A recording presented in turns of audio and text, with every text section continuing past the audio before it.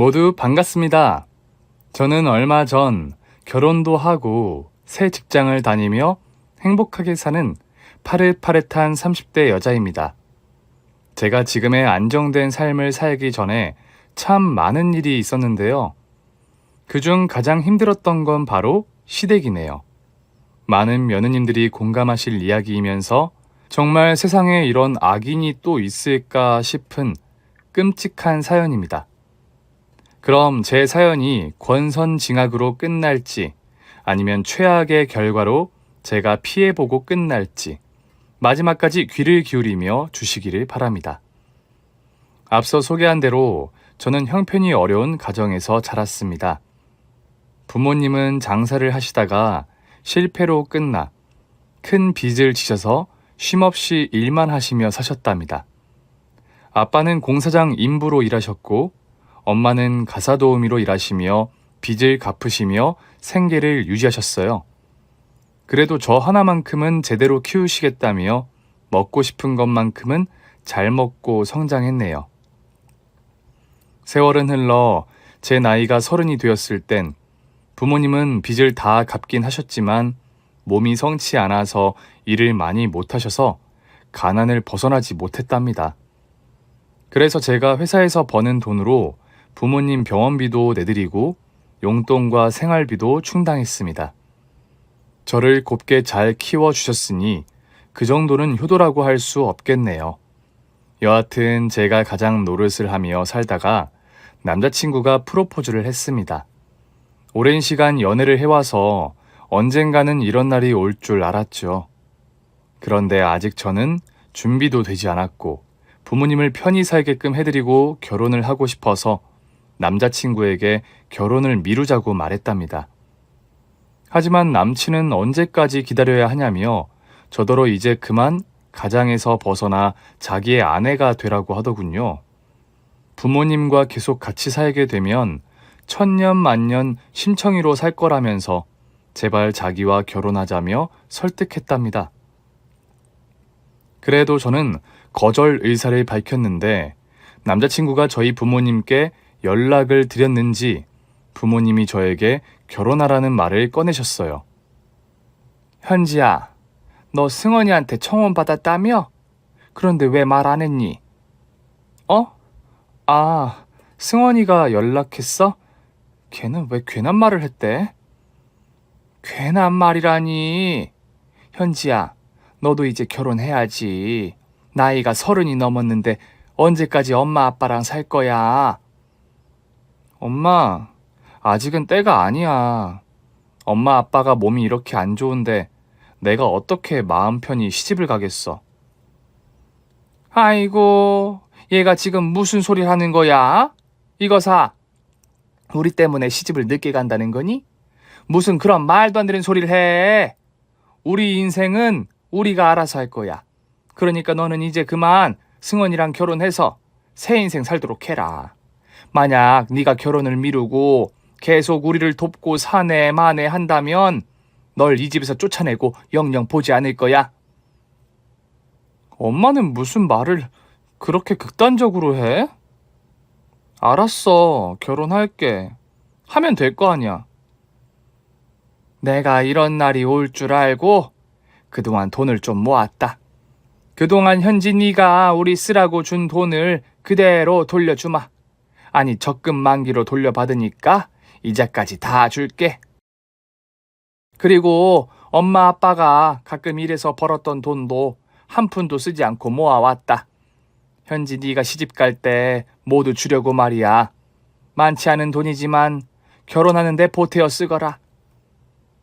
엄마가 저에게 내민 통장을 보니 눈물이 왈칵 쏟아졌습니다. 제가 그동안 부모님께 드린 생활비와 용돈, 병원비 등등 10원 한 장 쓰지 않으시고 그대로 저금하고 계셨답니다.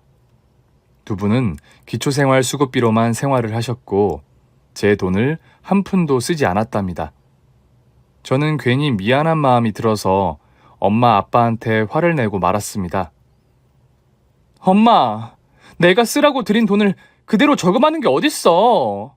내가 평생 생색내면서 살려고 했는데 이런 식으로 반칙 써도 되는 거야? 정말 궁상맞게도 사시네. 나 속상해 죽겠다고.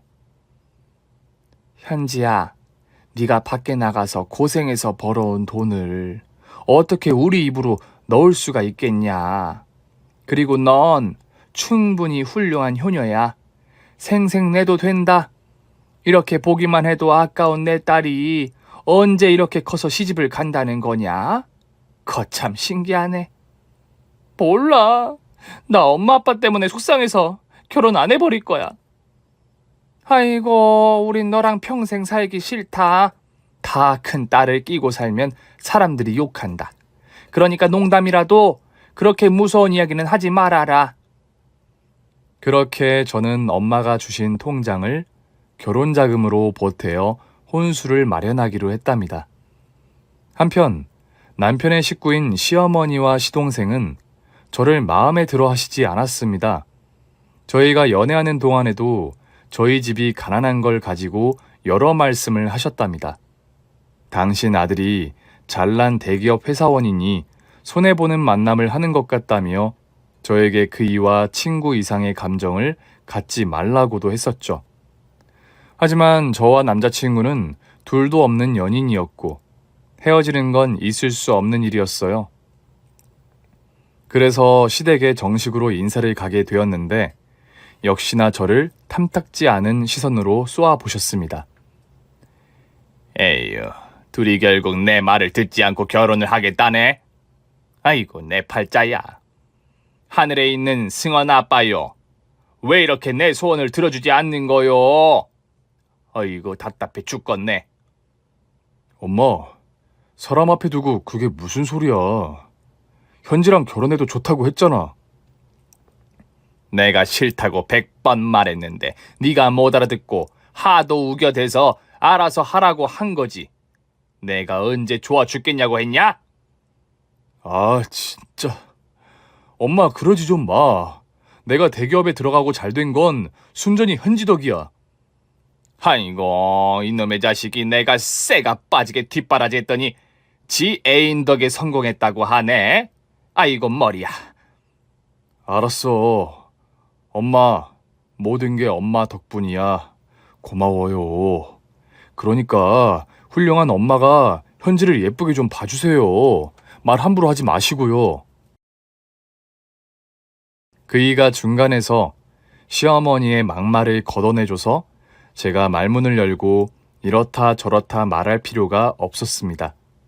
시동생은 온전히 시어머니 편이어서 저를 보는 눈빛이 매우 불쾌했답니다. 그럴 때마다 남편이 중지하고 눈치를 줘서 크게 분란이 나진 않았습니다. 만약 남편이 저를 크게 배려하고 편들어주는 성격이 아니었으면 아마 진작에 헤어졌을 것 같네요. 그렇게 얼마 뒤 상견례를 치르게 되었는데 시어머니는 당신의 불만을 저희 부모님께 표출하려고 했어요. 이번에도 남편이 중간에서 함부로 말하지 못하도록 심하게 눈치를 주었답니다. 그래서 아주 아슬아슬하게 선을 넘는 말을 하지 않고 겨우 끝이 났답니다. 저와 남편은 무사히 결혼식을 올리게 되었고 적당한 신혼집을 얻어 살림을 차렸네요. 그이는 대기업 직원답게 하루하루가 전쟁처럼 바빴습니다. 퇴근하고 밤 9시에서 10시 사이에 집에 오면 늘 녹초가 되어 있었죠. 저 역시 직장이 꽤 먼 거리에 있어서 출근하는 길이 험난했고 퇴근 시간에 지하철을 타려고 하면 기본 세대를 보내고 탑승할 수 있었습니다. 저는 불가피하게 늦게 들어온 거죠. 그러니 평일에는 남편과 따로 좋은 시간을 가지기보다는 편안하게 쉬기만 했어요. 주말에나 데이트를 하면서 좋은 시간을 보냈네요. 1년 동안 남편과 신혼생활을 하는 동안 시어머니는 남편이 없는 시간만 골라서 집에 오셨습니다. 일주일 내내 저희 집에 오가면서 출퇴근 시간을 다 체크해 놓으신 거죠. 그래서 아주 심한 식자지를 당하면서 평일 저녁을 보내야만 했답니다. 넌 퇴근하고 왔으면 내 아들한테 따뜻한 밥을 준비해야 하는 거 아니냐? 설마 아침에 한 밥을 그대로 주려는 건 아니겠지? 네? 아침에 한 밥을 먹으면 안 되나요? 요즘 밥솥은 기능이 좋아서 새 밥과 별반 차이가 없어요. 어머, 얘 말하는 거 봐라. 지금 시어머니한테 지 남편한테 찬밥을 준다고 하네? 이거 아주 어이가 없는 년이구나. 야, 없는 집안에서 시집 왔으면 최소한 지킬 건 지켜야지. 네가 시집 올 때 해온 게 쥐뿔도 없으면서 몸이라도 때워야 할 거 아니야. 빨리 내 아들 먹을 새밥하고 12첩 판상으로 제대로 차려. 녹초가 되어 집에 들어왔는데 시어머니의 억지 때문에 이렇게 매일 곤란한 순간을 견뎌야 했습니다. 결혼한 지 1년이 지나도록 시어머니는 저를 한 번도 칭찬해주지 않았어요. 늘 괴롭힘의 연속이었죠. 이걸 1년 내내 겪다 보니 저도 내성이 생겼는지 한 귀로 흘리는 게 가능해졌답니다. 무슨 말을 하건 딴 생각하면서 대충 대답하고 지나가길 반복했죠.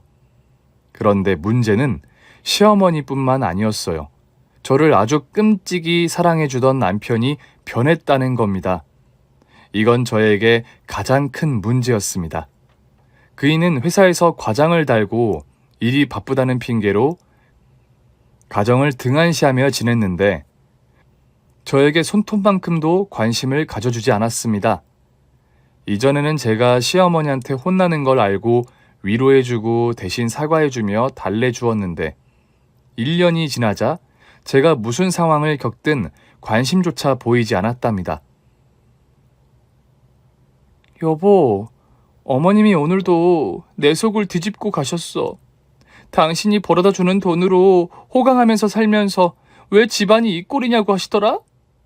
여보, 생활비는 반반씩 내고 있잖아. 내가 이런 말을 들을 때마다 힘들어. 그래서 어쩌라고. 그동안 한 귀로 잘 흘려 듣더니 왜 오늘은 어리광을 부리냐? 나 배고프니까 밥이나 줘. 그놈의 밥. 당신은 나한테 할 말이 밥 달라는 말밖에 없어? 밥 줘. 아휴, 말을 말자. 어쩜 사람이 저렇게 변할 수가 있지? 진짜 대단한 양반이야.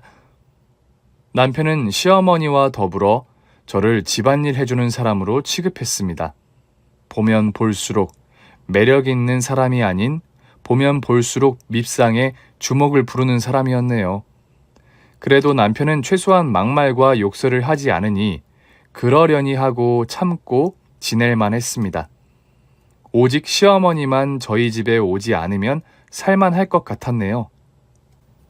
그렇게 1년의 세월이 더 흐르자 시동생이 결혼할 여자를 시댁에 데리고 왔어요. 저와 남편도 시어머니의 호출을 받고 한달음에 달려갔답니다. 그런데 시어머니와 비슷한 성품의 시동생이 데리고 온 여자는 정말 예쁘고 단아하며 마음씨마저 비단결 같은 사람이었어요. 도대체 이런 여자가 왜 시동생 같은 남자와 결혼하겠다고 온 건지 이해가 되지 않았습니다. 마음 같아서는 당장 예비 동서를 끌고 나가서 도망치라고 말해주고 싶었답니다. 한편 시어머니와 판박이었던 시동생은 세상 착한 척은 혼자서 다 하고 있더군요. 예비 동서에게 본색을 드러내지 않고 가면을 쓰고 꼬신 모양이더라고요. 여하튼 두 사람이 진심으로 사랑하는 것으로 보이니 괜히 나서서 시동생 욕을 하는 건 아닌 것 같아 축하한다는 한마디만 하고 말았네요. 그리고 시어머니가 동서에 대해 자랑을 하기 시작했는데 이건 역시 대단해서 시동생과 왜 결혼하는지 이해가 되지 않았습니다. 우리 새 며느리가 집안이 천억대 부자의 의사야, 의사. 그것도 전문이라고. 이런 복덩이가 내 며느리가 된다니 믿기지가 않는구나. 물론 내 아들이 잘나서 크게 비교되진 않지만 내 며느리는 아주 훌륭한 사람이라고.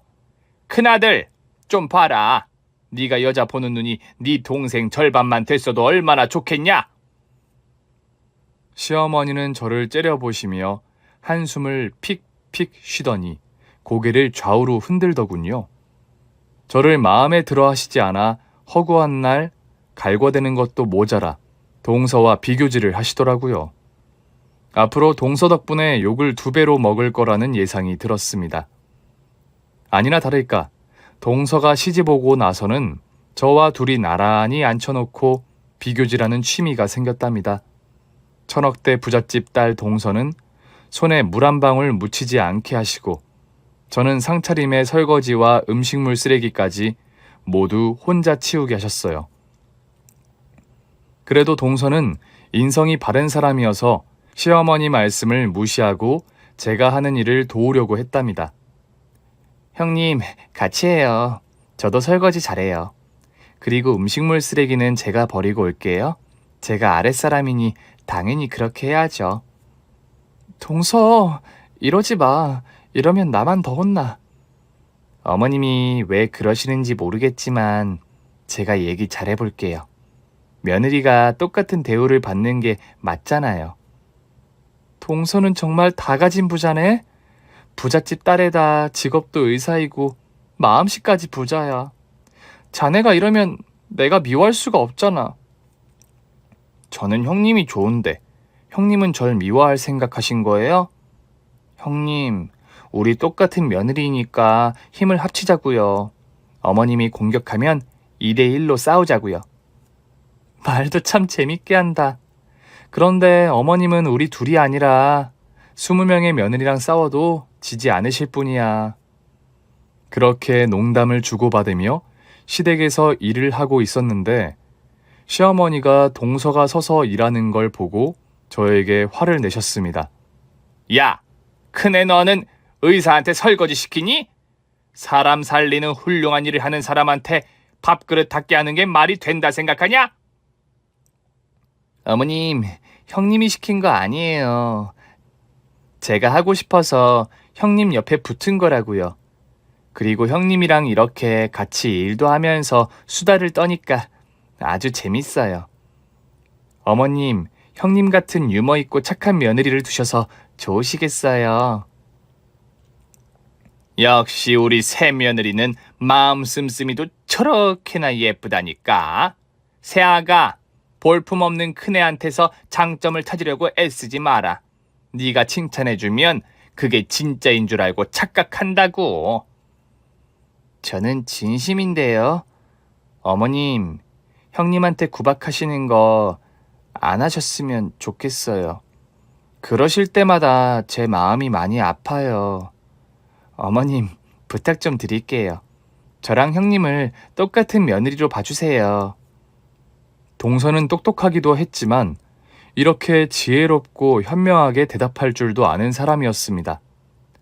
저보다 나이는 어리지만 충분히 존경받아 마땅한 여자였죠. 여하튼 동서가 그렇게 저를 감싸고 돌면서 시어머니한테 부탁의 말을 건넸답니다.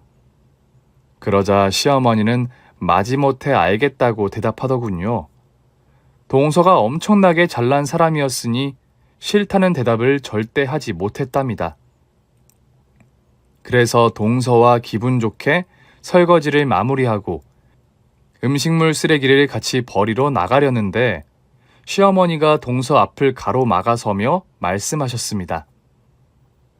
새아가, 너 지금 뭐 하는 거니? 6.25 참전용사의 손녀가 이런 굳은 일을 하면 어떡해? 네가 이런 일을 하면 내가 나중에 네 할아버지의 얼굴을 어떻게 보겠냐? 나라를 구하신 분의 손녀는 이런 거 하면 안 된다. 어서 네 형님한테 다 죽어라. 저는 그 말을 듣고 동서를 보며 말했습니다. 동서, 할아버지도 6.25 참전하셨어? 우리 할아버지도 전쟁 영웅이신데? 어머, 정말요? 세상에 이런 우연이. 형님 너무 반가워요. 우리 나중에 할아버지 모시고 같이 만나요. 아, 그건 안 되겠네. 우리 할아버지는 전쟁 중에 돌아가셨어. 자세히는 모르지만 전우들을 구하다가 돌아가셨다고 들었어. 아이고, 죄송해요 형님. 할아버님의 명복을 두 손 모아 빌게요. 고마워 동서. 저와 동서의 할아버지가 6.25 참전 용사라는 공통점이 있어 그렇게 이야기를 주고받고 있었습니다. 그런데 옆에 있던 시어머니가 깔깔거리며 웃더군요. 저를 향해 손가락질을 하면서 배를 잡고 웃으셨습니다. 아주 꼴값을 떨고 있네. 야, 네 할배가 전쟁 영웅이라고? 거짓말을 하더라도 좀 그럴싸하게 해라. 넌 눈이 가로로 쭉 째진 게 딱 봐도 도망자 관상이라고. 보나마나 네 할배도 전쟁 나자마자 도망가기 바쁜 등신이었을 거라고. 어머님, 저희 할아버지는 진짜 6.25 전쟁에 참전하셨어요. 거짓말 아니라고요. 아이고, 네 할아버지가 참전 용사면 내 할아버지는 메가더 장군이다 이년아. 진짜인데? 어머님 너무하세요. 저를 욕하는 건 상관없지만 제 할아버지를 비방하는 건 못 참겠네요. 그만하세요. 어이구, 전쟁 영웅 손녀께서 화가 나셨네. 그래, 알았다. 네 할아버지가 전쟁에 참여하셨다. 됐냐? 하긴 전쟁터에서도 뒤에서 빌빌거리는 사람도 있을 테니 개나 소나 참전했다고 말할 수 있겠네. 시어머니는 끝까지 제 할아버지를 조롱하며 막말을 하셨습니다. 제가 욕먹을 때보다 100만 배는 기분이 나쁘더라고요. 하지만 시어머니는 저와 대화가 되지도 않고 사과는 절대 하지 않는 분이니 말을 줄여버리고 무시해버렸습니다. 시어머니의 둘째 동서 사랑은 계속되었고 저에 대한 미움 역시 변하지 않으셨답니다. 이렇게 참고 사는 게 지겨운 나날을 보내던 중 더 큰 분노가 치솟는 날이 찾아왔어요. 저에게 무심하게 변한 남편이 큰 사건을 터뜨렸답니다. 저와 결혼 후 권태기가 생겨서 변한 줄 알았더니 그게 아니었더라고요. 주말에 남편과 차를 타고 마트에 장을 보러 갔는데 조수석 바닥에서 피임 도구가 발견되었습니다. 사용한 흔적이 아주 적나라하게 보였죠. 저는 그걸 조심스럽게 집어들어 남편 면상에 집어 던졌습니다. 이 더러운 놈아, 차에서 그 짓거리 했냐? 어떤 년이랑 바람을 피우길래 모텔까지 못 가고 차에서 그 짓을 하냐, 이 쓰레기 자식아? 뭐지? 이거 뭐야? 이게 왜 내 차에 있는 줄 모르겠네? 아, 더러워. 지금 내 얼굴에 묻은 게 그거야? 에이, 젠장을. 밤꽃 냄새가 진동을 하네. 뭐가 어째? 바람난 놈이 겨우 한다는 말이 왜 여기에 콘돔이 있는지 모르겠다는 거야? 그럼 그 밤꽃 냄새 나는 거 가지고 가서 DNA 검사해볼까? 너희 개자식 뭐하고 다니는지 내가 확실히 알아야겠어. 차 세워봐. 저는 그이에게 호통을 치며 블랙박스의 메모리칩을 빼버렸습니다. 그리고 남편의 핸드폰을 빼앗아 들고 차에서 내렸죠. 그러자 남편이 안 되겠다 싶었는지 급하게 차에서 내려 저를 향해 달려왔습니다. 제 앞을 가로막더니 흥분하지 말고 대화로 풀자고 하더군요. 여보, 그게 말이야. 실은 내가 바람을 피우긴 했어. 그런데 이미 다 정리 끝났고 다시는 만날 생각이 없어. 내가 바람을 피우자마자 크게 후회했다니까. 당신이 눈앞에 아른거려서 다시는 그런 짓 못할 거야. 여보, 나 한 번만 봐줘. 이 손 치워. 더러운 자식이 감히 내 손목을 왜 잡아? 여보, 내가 죽을 죄를 지은 것도 아닌데 왜 이렇게 난리야? 당신 거울 안 봐? 내가 아니어도 당신과 결혼한 남자라면 지금쯤 다 나처럼 바람을 피웠을 거라고. 헐씨구. 아주 이혼해주세요 하고 광고를 해라. 그래, 이 개자식아. 이혼해 줄 테니까 발정난 개처럼 차에서도 싸지르고 모텔에서도 싸지르면서 살아. 저는 남편이 무릎이라도 꿇고 용서를 빌면 어쩌나 하고 아주 잠시 걱정했는데 다행히도 남편은 혀를 차더니 차로 돌아가더군요. 제 손안에는 남편의 외도가 담긴 블랙박스와 핸드폰이 들려 있었죠. 요즘은 전자상가에 가면 비밀번호도 쉽게 풀어주고 지워진 사진과 영상을 쉽게 복구시켜준다고 해서 돈을 주고 맡겼더니 2시간 만에 남편의 바람 증거를 모두 잡을 수 있었습니다. 차 안에서 그 짓거리 하는 음성이 모두 녹음되었는데 여자가 한 명이 아니더라고요. 게다가 발가벗고 같이 사진 찍은 여자도 여럿이었습니다. 이건 무조건 이혼 소송감이었고 절대로 봐줄 수 없는 일이었어요. 그래서 저는 친정집으로 향했습니다. 부모님께는 남편의 외도 사실을 말하지 못했어요. 제가 시집가서 잘 살고 있는 줄 알고 계셨으니 남편의 외도와 시어머니의 막대 먹은 짓들을 일러 바치지 못하겠더라고요. 현지야, 무슨 일인지 말해주지 않을 거야?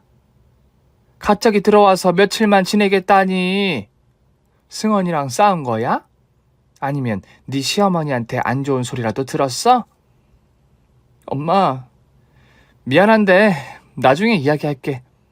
미안하고 죄송해서 말씀을 못 드리겠어. 마음의 준비가 되면 모두 사실대로 말할 테니까 지금은 그냥 아무것도 묻지 말고 내버려둬. 엄마, 아빠 미안해요. 알겠다. 그럼 네가 집에 왔으니 맛있는 거나 해줘야겠다. 기분이 울적하고 화가 날 때는 먹는 것만큼 기분이 잘 풀리는 것도 없다고. 엄마가 보양식으로다가 오리탕이라도 해줄 테니까 잘 먹고 쉬면서 지내라. 제가 입을 열지 않자 부모님은 더는 물어보시지 않았고 그저 편하게 쉬라고만 말씀해 주셨네요. 남편은 제가 집을 나왔는데도 연락이 한 통 없었어요. 마치 이혼을 기다리고 있었던 것 같았죠. 저를 그렇게 끔찍하게 사랑하던 사람이 얼마 지나지 않아 이렇게 변해버리니 배신감이 밀물처럼 제 가슴에 쏟아졌답니다. 그런 와중에 시어머니는 아무것도 모르고 저에게 연락해서 당신의 아들에게 밥해주지 않고 어디를 갔느냐고 소리를 지르더군요. 너 지금 뭐 하는 짓이냐? 지금 네가 태평하게 친정 가서 늘어져서 놀고 있을 때야? 네 서방은 대기업에서 상사들에게 치이고 부하 직원들 때문에 온갖 스트레스를 받으며 돈 벌어오는데 넌 마음 편하게 친정에 놀러 갔니? 어머님, 저 놀러 온 거 아니에요. 아예 나온 겁니다. 그리고 이젠 어머님이랑 다시 볼 일이 없을 거예요. 저 그이랑 이혼할 거거든요. 어머님 마음에 차는 며느리를 새로 들이시면 되겠네요. 이혼? 야, 같이 얼마 못 가 헤어질 거면 결혼을 뭐하러 했냐? 내가 널 그렇게 싫어했는데도 불구하고 네 멋대로 내 아들 빼앗아 갔잖아. 이거 아주 웃기는 년일세.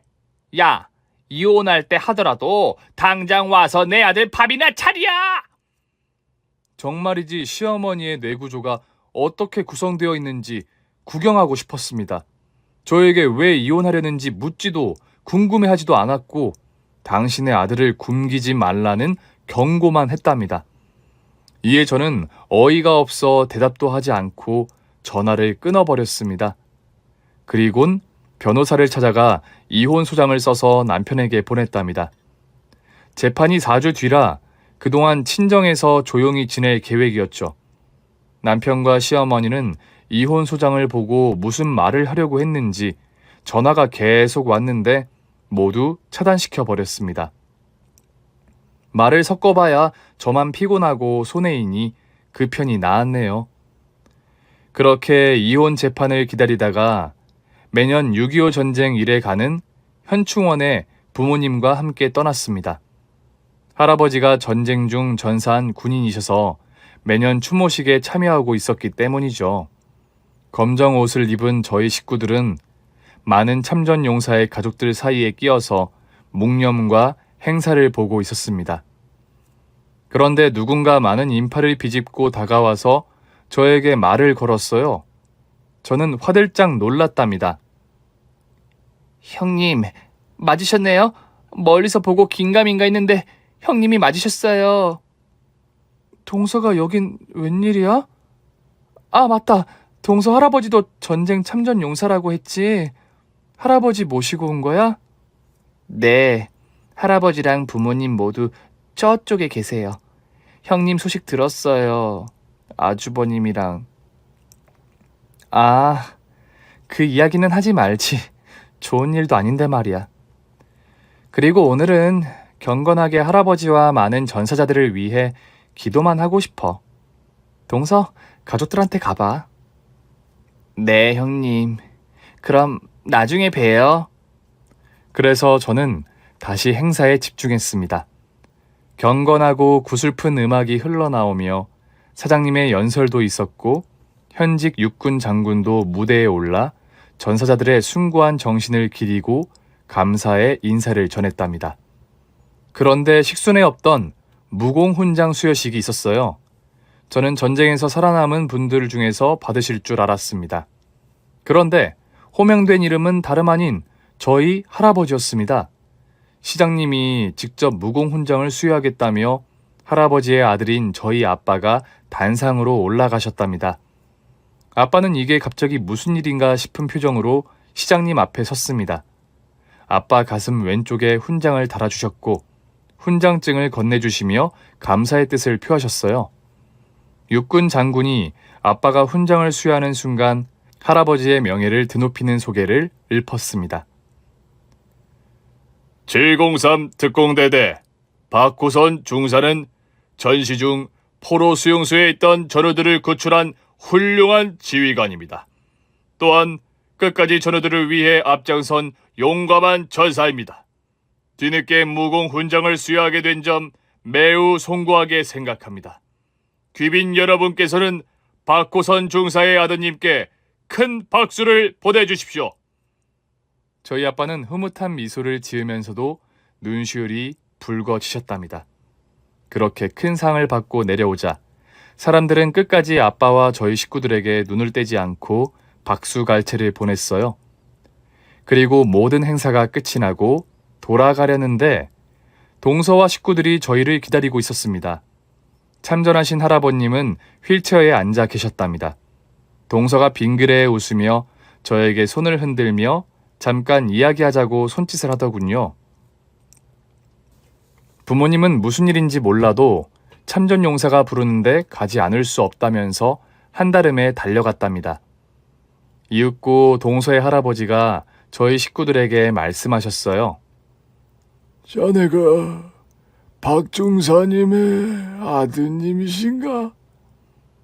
네, 어르신. 혹시 저희 아버지와 연이 있으신가요? 그럼 이따마다 내가 포로 수용소에 잡혀 있을 때 우릴 구해준 지휘관이셨지. 자네 아버지가 아니었으면 난 여기에 없었을 거네.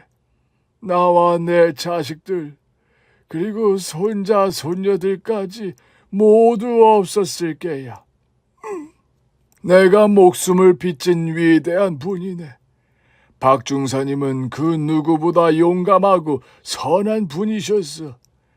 마지막에 북한군이 도착한 수류탄에 몸을 던져서 많은 전우들을 살리고 떠나셨지. 네, 저도 그런 내용은 알고 있습니다. 그런데 거기서 살아남은 분은 처음 봬요. 어르신, 부디 건강하게 오래오래 사세요. 그래야 저희 아버지가 하늘에서 흐뭇하게 웃지 않겠습니까? 이복의 아드님, 자네와 식구들에게 내가 보답을 하고 싶어. 목숨을 빚진 보답을 할 수 있게 허락해 주게. 아닙니다, 어르신. 아버지는 제가 아무것도 받지 않기를 바라실 겁니다. 하지만 동서의 할아버지는 끊임없이 은혜를 갚아야겠다고 고집을 부리시고는 저희 식구를 리무진에 태워서 어디론가 데려가셨습니다. 동서네가 엄청난 부자라고 하더니 할아버지의 댁 앞에 도착했는데 으리으리한 성이 한 채 보이더군요. 가정집이라고 하기에는 굉장히 크고 웅장해서 저희 식구들이 까무러치도록 놀랐습니다. 그리곤 집 안으로 들어가 동서 할아버지와 많은 대화를 나누고 선물을 거절하지 못하고 감사히 받고 나왔답니다. 그렇게 좋은 기억 하나가 새겨져서 이혼 전까지 편한 마음으로 기다릴 수 있었습니다. 그런데 이혼 재판 전에 동서가 개인 병원을 개원했다는 단체 문자가 왔답니다. 저는 거기에 가야 할지 말아야 할지 고민을 거듭하다가 동서의 착한 마음과 할아버지께 감사한 마음이 있어서 병원에 누가 오든 상관하지 않고 순수한 마음으로 축하해 주러 나갔답니다. 이윽고 병원 문을 열고 들어가자 곧 이혼할 남편과 시댁 식구들과 친척들이 모여 있었어요. 저는 머쓱하게 고개만 끄덕이고 동서에게 축하 인사를 전했습니다. 동서, 축하해. 이제 병원장님이네? 동서는 앞으로 승승장구할 거야. 형님, 와주셨군요. 고마워요. 못 오시면 어쩌나 걱정했는데 이렇게 찾아주시니 더할 나위 없이 좋아요. 저와 동서가 손을 맞잡고 활짝 웃자 시어머니가 제 옆구리를 쿡쿡 찌르면서 눈짓으로 따라오라고 신호를 주더군요. 동서는 무슨 일로 그러냐고 물었는데 시어머니가 빙그레 웃으며 저와 둘이서 할 얘기가 있다면서 병원 진료실에 데려가더군요. 문이 닫히자 시어머니는 바로 인상을 구기면서 말했습니다. 너 여기가 어디라고 오니? 내 아들하고 이혼까지 하는 마당에 감히 내 소중한 며느리의 개원식에 와? 너도 참 멍청하다 하니까 진짜 돌대가리 같은 집만 골라서 하는구나. 어머님, 말씀 조심하세요. 이제 곧 남남이 될 텐데. 그런 식으로 말씀하시면 곤란하죠. 그리고 어머님 아들이 바람 피운 걸 아셨으면 저한테 최소한 미안한 감정을 가지고 있어야 하는 거 아닌가요? 어쩜 그걸 아셨는데도 끝까지 저한테 막대할 수 있어요? 이게 첫 돌았나? 야, 내 아들이 바람난 건 네가 못나 빠져서 그런 거야. 니년 꼬라지를 봐라. 화장은 개떡같이 하고 머리 꼬라지는 할머니 파마를 했냐? 야, 이년아, 나도 너랑 말 섞고 싶지 않고 화내고 싶지 않아. 네가 오지 말아야 할 곳에 왔으니까 내가 빡이 치잖니? 너 7푼이니? 아니면 반푼이야? 등신 같은 년이 오늘 우리 식구랑 친척들이 총출동했는데 여기가 어디라고 와? 그리고 거지같이 싸구려 옷을 입고 와서 수준을 떨어뜨려? 너 같은 년이 축하해주면 부정만 탄다고? 이 길바닥에 싸질러 놓은 개똥 같은 년아! 네 년이 오지 않아도 내 며느리는 충분히 많은 사람들한테 축하받을 애야. 긴 말 말고 그냥 조용히 꺼져라. 아직도 저에게 막말을 서슴지 않고 하는 시어머니에게 분노한 저는 매섭게 째려봤습니다. 이년 눈깔 뒤집는 거 봐라. 이젠 똥인지 된장인지도 구분이 안 가는가 보구나. 너같이 무식한 년은 무식하게 맞는 게 정답이다. 그러더니 제 싸대기를 있는 힘껏 날리더군요. 저는 고개가 돌아가다 못해 옆으로 넘어지고 말았습니다. 시어머니는 거기서 끝내지 않고 다시 손을 높이 들었습니다. 그런데 그 순간 진료실 문이 열리며 누군가 시어머니의 뒤통수를 퍽 하고 날리더군요. 그 사람은 바로 동서였습니다. 이 미친 할망구년아, 듣자 하니까 완전 악마년이네? 그리고 당신이 뭔데 내 언니를 때려? 뭐야? 새아가, 네가 지금 나를 때린 거니? 내 뒤통수를 날린 게 너냔 말이야. 이분이 누군지 알고 뺨을 갈겨? 이 노친네야, 이분은 당신 따위가 함부로 대하면 안 될 사람이라고. 아이고, 나 죽네. 며느리 하나가 지랄이더니 이젠 둘째까지 저러네. 얘야, 대체 왜 그러는 거니? 전현이 너한테 뭔데 그러는 거야? 새아가, 전현 편들지 말고 어서 나한테 사과하고 일으켜줘라. 내가 널 애정하는 마음이 커서 용서해 줄 테니. 용서? 이 할망구가 노망이 났나? 당신이 지금 하는 짓 보고 당장 이혼하기로 마음먹었거든?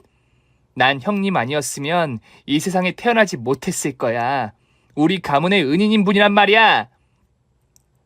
그게 뭔 개소리야. 둘째야, 너 돌았니? 제가 왜 네 가문의 은인이라는 거야? 너 지금 나한테 하는 거, 막말한 거 다 진심인 거야? 내 아들하고 이혼하겠다고? 네가 왜 이러는지 도저히 이해가 가지 않는구나. 당신 같은 사람은 죽었다 깨어라도 이해하지 못할걸? 형님이, 아니 우리 언니가 얼마나 훌륭한 사람의 손녀인지. 됐고, 오늘부로 당신은 내 시어머니에서 박탈이야. 당신 아들도 마찬가지고. 동서가 저 때문에 이혼을 결심했다는 말에 미안하진 않고 다행이다 싶었습니다. 이런 시모와 시동생과 평생 한 식구로 사느니 빨리 이혼하고 다른 남자를 만나는 게 100번 낫겠다 싶었죠. 그래서 동서의 손을 잡고 일어서는데 진료실 문을 열고 남편과 시동생이 달려 들어오더군요. 두 남자는 자빠져 있는 시어머니를 보고 광분해서 저와 동서에게 달려들었습니다. 동서가 이혼하겠다는 말을 밖에서 들었는지 시동생은 바로 머리채를 잡고 본색을 드러내더군요. 이 돈만 많은 시학년아, 네가 감히 우리 엄마를 때려? 넌 애비애미한테 이따위로 배웠냐? 너 오늘 되졌어. 형, 문 잠가. 이것들 오늘 돼지게 패줘서 관뚜껑 열고 집어넣어 버리자고. 안 그래도 마누라년이 하도 나대서 졸라 열받았는데 잘 됐다. 2판 4판 아사리판이 된 것 같으니까 계집년들한테 까불지 말라고 교육을 시켜주자고. 두 형제는 몸을 풀더니 저희 둘에게 저벅저벅 걸어왔습니다. 동서는 저를 자기 등 뒤로 세우며 보호하려고 했어요. 이윽고 시동생의 주먹이 동서의 얼굴을 향하는 순간 누군지 모를 남자들이 때로 들어와 두 형제의 뒤통수와 등짝을 사정없이 갈겨서 때려 눕혔고 시커먼 군화로 밟아댔습니다. 으아! 누구야? 당신들 뭔데 우리 공격하는 거야? 이 새끼들 뭐야? 니들 군발이야? 나이 처먹은 것들이 왜 죄다 군복을 입고 있는 거야? 그만두지 못해? 하지만 군복을 입은 남자들은 두 형제가 입으로 말하지 못할 때까지 발로 짓밟았습니다. 이윽고 진료실 문이 열리며 동서의 할아버지가 휠체어를 타고 들어오셨어요. 박중사 손녀님 아니신가? 이것들이 자네에게 큰 죄를 범할 뻔했어. 물론 내 손녀도 다칠 뻔했고 말이야. 어르신, 다시 뵙게 되었네요. 그런데 이분들은 다 누구세요? 아, 특전사 3스타 출신들이야. 다들 북한에 밥 먹듯이 다녀온 친구들이지. 내 손녀가 개인 병원을 개원한다고 여기저기 자랑했더니 이 친구들이 먼 곳에서 와주었네. 그런데 병원에 들어서자마자 수상쩍은 소리가 들려서 들어왔더니 이 사돈 아줌마랑 아들 새끼들이 발광을 하고 있구만. 그제야 군복을 입은 남자들의 정체를 알게 되었고 어르신 덕분에 큰 화를 피할 수 있었습니다. 어르신은 시어머니에게 지팡이를 뻗으며 말했습니다. 사돈! 아니지. 이제 우리 손녀가 이혼하겠다고 했으니까 아줌마라고 불러야겠지. 이보게 아줌마, 쥐도 새도 모르게 북한으로 보내줄까? 자네랑 자네 아들들 모두를 월북시켜줄까? 여기 있는 내 후배들이 북한에 들어가는 방법을 아주 잘 알지. 당신들을 북에다 던져버려서 평생 공포 속에 살게 해줄까? 뭐요? 북한엔 보내겠다고요? 내가 살다 그런 협박은 처음이네요. 이봐요 할아버지, 협박도 좀 그럴싸한 거로 해보세요. 누가 그 말을 믿겠습니까? 이보게들, 이 옆에 내가 내 말이 거짓말인 줄 아나 보네. 당장 병원 셔터 내리고 이것들이랑 일가 친척들 모두 잡아다가 북한으로 보내버려. 할아버지의 명령에 군복을 입은 남자들이 병원 로비에 있던 시댁 친척들을 제압해서 무릎을 꿇게 했습니다. 그리곤 한자리에 몰아넣고 사진 몇 장을 집어 던졌습니다. 자, 이거 사진 보세요. 이건 작년에 북한에 가서 물놀이하고 온 사진이고, 이건 북한 여자랑 데이트하는 사진, 북한군이랑 술 먹는 사진. 우린 북한에 심심하면 다녀오는 사람들이니까 쉽게 당신들을 보내줄 수 있어. 당신들 거기 보내는 건 일도 아니라고. 박 장군, 사람들 겁먹은 거 안 보이나? 그만하게. 나머지는 내가 알아서 하지. 이봐 사돈 아줌마, 그리고 손녀 사위, 기타 등등 잡놈의 식구들 여러분, 당신들이 당장 내 손녀와 나의 은인 박중사님의 손녀인 현지양에게 납작 엎드려 사과하지 않으면 오늘 밤에 지옥으로 갈 겁니다. 이 늙은이가 허튼 소리로 하는 거로 보인다면 그냥 버티고 있어도 좋소. 그제야 시댁 식구들은 상황이 장난이 아니라는 걸 깨달았습니다. 제 남편이 먼저 저에게 납작 엎드려서 사과를 하고 시어머니와 시동생, 아무 죄 없는 시댁 친척들과 지인들 모두가 사과를 했답니다. 어르신은 저에게 하고 싶은 말이나 행동을 다 하라고 일러주셨습니다. 이에 저는 먼저 남편을 손보고 싶어서 있는 힘껏 주먹으로 코를 강타했습니다. 남자 새끼들은 코가 그거랑 사이즈가 같다며? 내가 니놈 코를 분지르면 그것도 작아지려나? 한번 테스트해보자, 이 개자식아. 양주먹으로 남편의 코를 강타했더니 쌍코피가 터지며 코봉이처럼 부어올랐습니다. 그리고 제 옆에 있는 동서는 장군 하나의 군화를 빌려 신고 시동생을 사정없이 밟았답니다. 동서가 굉장히 순진하고 여린 사람인 줄 알았는데 터프하고 카리스마가 대단하더라고요.